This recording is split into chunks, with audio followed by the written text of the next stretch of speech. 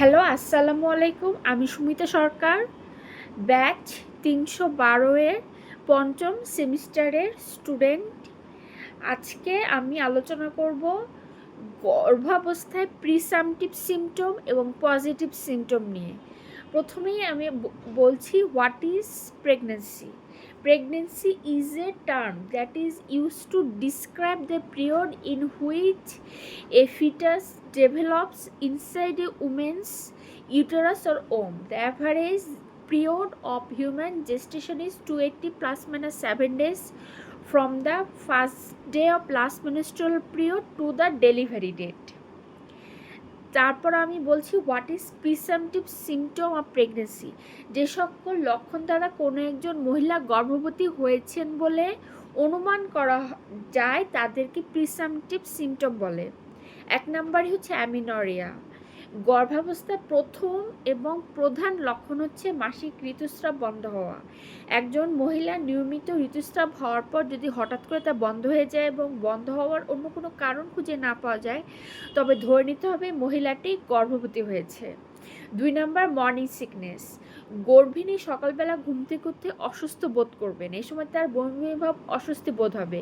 3 number frequency of মিকটুরেশন। গর্ভধারণের প্রথম 3 মাস এবং শেষ 2-3 সপ্তাহ গর্ভিণী ঘন ঘন মূত্রত্যাগ হয়।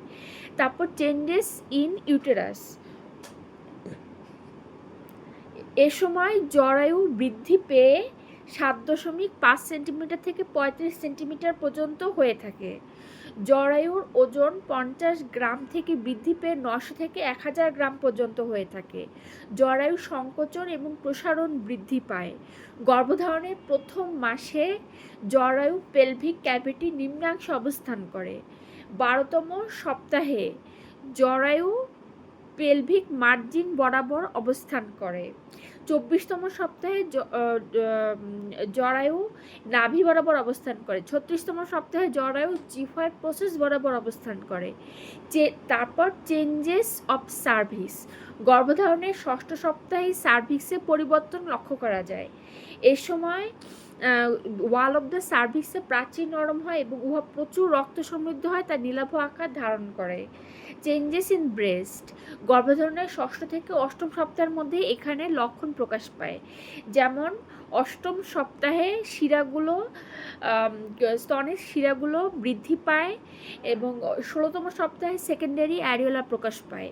Cutaneous changes. এই গর্ভধারণের 3য় মাস থেকে হাতে পায়ে উরুতে সাদা বা গোলাপি বর্ণের দাগ দেখা যায়। 20তম সপ্তাহে জিফি স্টার্নাম থেকে পিউবিক সিমফাইসিস পর্যন্ত লিনিয়া নাইগ্রা দেখা যায়। 24তম সপ্তাহে চোখের চারপাশে, মুখমণ্ডলে, গালে, ঘাড়ে প্রেগনেন্সি মার্কস দেখা যায়। তারপর হলো অ্যাবডোমিনাল চেঞ্জেস। গর্ভধারণের 3য় মাসে পেটের চামড়া টান টান হয়। 6ষ্ঠ মাসে উদর বৃদ্ধি স্পষ্টভাবে বোঝা যায়। অ্যান্ড লাস্ট সিমটম হচ্ছে মুভমেন্ট অফ ফিটাস। প্রথম গর্ভিণী গর্ভধারণের 18 থেকে 20তম সপ্তাহে ফিটাসের নড়াচড়া অনুভব করেন এবং বহু গর্ভিণী গর্ভধারণের 16তম সপ্তাহ থেকেই ফিটাসের নড়াচড়া অনুভব করেন। তারপর আমি আলোচনা করব পজিটিভ সিমটম অফ প্রেগনেন্সি। যে সকল লক্ষণ দ্বারা কোনো একজন মহিলা গর্ভবতী হয়েছেন বলে নিশ্চিত হওয়া যায় তাদেরকে পজিটিভ সিমটম বলে।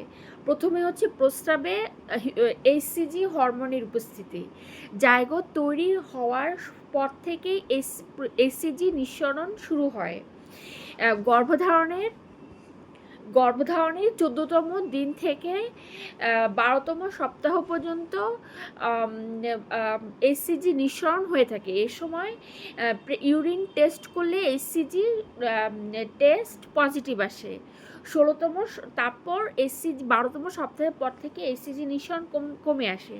16তম সপ্তাহে ইউরিন টেস্ট করলে এইচসিজি টেস্ট নেগেটিভ আসে। তারপর হলো ফিটাল হার্ট সাউন্ড। গর্ভধারণের 18 থেকে 20তম সপ্তাহে স্টেথোস্কোপের সাহায্যে ফিটাল হার্ট সাউন্ড শোনা যায়, যার নাড়ির গতি প্রতি মিনিটে 120 থেকে 160 বার। এ সময় আরও দুটি শব্দ শোনা যায়, ফিউনিক শাওফেল এবং ইউটেরাইন শাওফেল। দেন হচ্ছে ভাসমানত্ব পরীক্ষা। এটি গর্ভের একটি নিশ্চিত পরীক্ষা যা 18 থেকে 20তম, 16 থেকে 30তম সপ্তাহের মধ্যে করা হয়ে থাকে। বাহ্যিক ভাসমানত্ব এটি গর্ভের 20তম সপ্তাহের মধ্যে করতে হয়। অভ্যন্তরীণ ভাসমানত্ব এটি গর্ভের 16 থেকে 28তম সপ্তাহের মধ্যে করতে হয়। এবং লাস্টে হচ্ছে আলট্রাসোনোগ্রাফি পরীক্ষা। গর্ভধারণের 5ম সপ্তাহে ডাক্তার আর আলট্রাসোনোগ্রাফি পরীক্ষার মাধ্যমে ফিটাসের অবস্থান নির্ণয় করতে পারেন।